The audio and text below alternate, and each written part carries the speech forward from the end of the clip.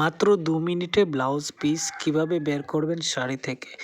ভিডিওটি দেখলেই বুঝে যাবেন। শুরু থেকে শেষ পর্যন্ত দেখার অনুরোধ। প্রথমেই আপনি শাড়িটাকে দু ভাঁজ করে নেবেন।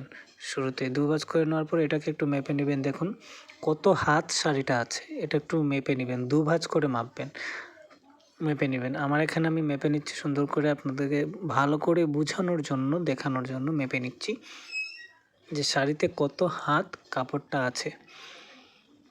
দেখে নিন কত হাত কাপড়টা আছে। এই যে সাত হাত আছে, তারপর আরও প্রায় 15 হাত কাপড় আছে টোটাল।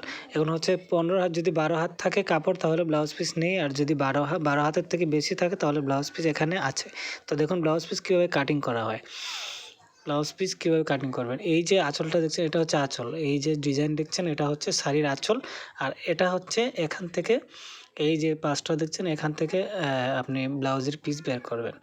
কতটুকু বের করবেন ব্লাউজের পিস দেখুন, ফিতাটা নিয়ে নেবেন। এই যে এই পাশ থেকে ব্লাউজের পিস বের হবে, ফিতাটা আপনি নিয়ে নেবেন। যদি মানুষ মোটা হোক বা এই পাতলা হোক এটা বিষয় না, আপনি কতটুকু বের করবেন। 80 সেন্টিমিটার মূলত ব্লাউজের পিস হয়, কিন্তু আমি সুবিধার্থে 90 সেন্টিমিটার নিয়ে নেব, কারণ যদি মানুষ মোটা হয় তাহলে আপনার একটু বেশি কাপড় লাগতে পারে।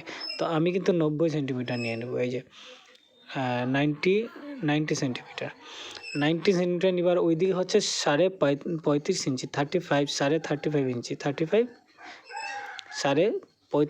ইঞ্চি ওদিকে নিয়ে নিব।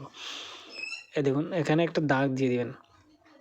35 ইঞ্চি নিয়ে আপনি একটু দাগ দিয়ে দিবেন। এখানে দাগটা দিয়ে সুন্দর করে কাপড়টাকে ভাঁজ করতে হবে আপনাকে, মানে এই মাথা আর এই মাথাটা যেন সমান থাকে, এই মাথাটা আর এই মাথাটা যেন সমান থাকে, কারণ একদিকে ছোট আর একদিকে বড় হলে তো আপনার প্রবলেম।